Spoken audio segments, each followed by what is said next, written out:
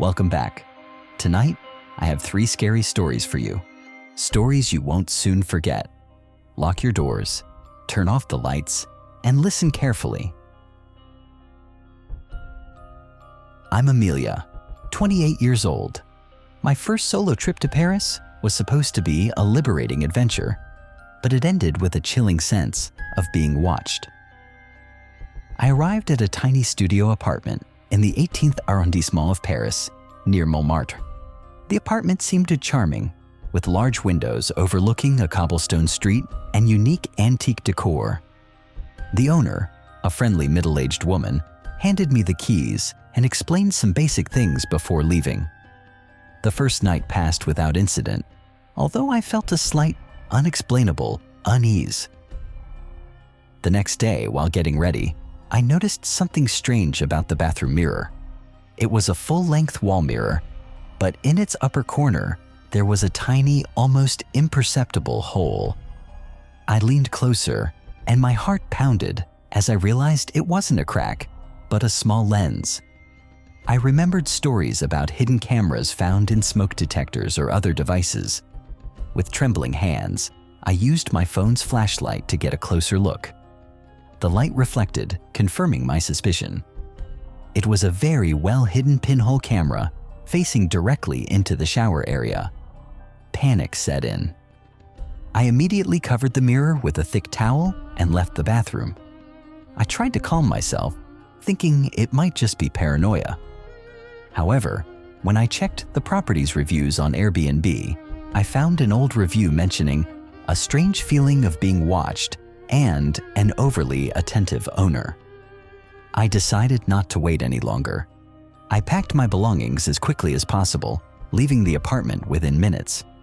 As I rushed out, I looked up at the window of the apartment I had just left. The curtain was slightly ajar, and I could faintly see the silhouette of a man. Not the female owner I had met earlier, but a man with an empty stare. I realized that the female owner might just be the face of a larger surveillance operation, or even not the real owner at all. Disgust and fear flooded me. I immediately contacted Airbnb and the local police, reporting the incident in detail. I survived, but the shadow of that tiny lens in the mirror still haunts me every time I see my reflection.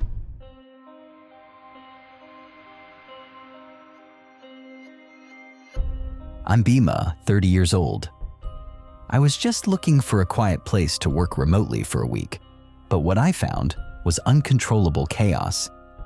I rented a small house on the outskirts of a quiet town, far from the hustle and bustle. The Airbnb description promised tranquility and privacy. The first few days went smoothly. I enjoyed the peaceful atmosphere and focused on my work. However, on the 4th night, around 11 p.m., I started hearing faint music from downstairs. At first, I ignored it, thinking it was from the neighbors. But the sound grew louder, and soon I heard laughter and shouts coming from inside the house I was renting. I went downstairs in confusion, and what I saw made my blood run cold. The living room was filled with strangers, music blaring loudly, and some people were dancing on the tables. There were about 20 to 30 people there, drinking and partying as if it were their own home. It was clearly a party, and they didn't care about my presence. I remembered stories about tenants throwing large parties in Airbnb properties without permission. I tried to approach one of them, asking what was happening. A large man with tattooed arms stared at me with a cold gaze and said, "Chill out, man. It's a birthday party." I tried to explain that this was the property I had rented, but he just laughed and ignored me. I immediately called the owner, but there was no answer. I felt threatened in a house that was supposed to be my safe haven. As I returned to my room, I overheard a conversation among the guests. "Good thing the owner isn't here," someone said. "He's out of town," another replied. Then I heard something that sent shivers down my spine. "And the tenant upstairs. He won't know anything until tomorrow morning." I realized that this party was not only unauthorized, but the owner might have known or even been complicit in allowing this party to happen on the property I rented. They had planned this behind my back, taking advantage of the owner's absence. I locked myself in my room, called the police, and waited anxiously. I couldn't sleep all night, listening to the madness below. The next morning, after the police arrived and dispersed the party, I quickly packed and left, vowing to always ask about party rules before renting again.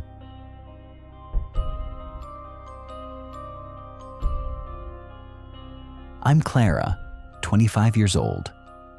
A short trip to the countryside to find artistic inspiration turned into an experience that tested my sanity. I chose an old secluded cottage in the middle of a dense forest, far from phone signals and city noise. The cottage had a mysterious aura, with weathered wooden walls and antique furniture. On the first night, I felt an unusual chill, even though the fireplace was lit. I also started hearing faint whispers, like very quiet conversations, coming from the bedroom walls. At first, I thought it was the wind or my own imagination. However, the whispers became clearer each night. Sometimes they sounded like crying, sometimes like eerie little laughs. I remembered stories about haunted Airbnb properties. I tried to find the source of the sound, knocking on the walls, even checking the attic, but found nothing. Fear began to creep over me. I started seeing shadows moving in the corner of my eye and felt a cold touch on my neck as I slept. On the third night, the whispers turned into clearer voices, like someone arguing inside the walls. I heard names and broken sentences. In desperation, I tried to record the sound with my phone. When I played back the recording, I heard voices clearer than before. He knows, he found us, and then a muffled sound like something falling. I realized that the sounds were not ghosts, but recordings. Panicked, I searched behind furniture, under rugs, and finally found a tiny, very well-hidden voice recorder behind an old painting. The device had recorded conversations and sounds from the past. I checked its memory card and found much older recordings. The recordings were not of ghosts, but rather conversations between two people planning to hide something, and then the sound of a tragic fight. This cottage was not haunted by spirits, but by a dark, hidden secret. The owner might have deliberately left the recorder to intimidate tenants, or simply for entertainment. I immediately deleted all the recordings, packed my belongings, and left the cottage in the middle of the night, never looking back.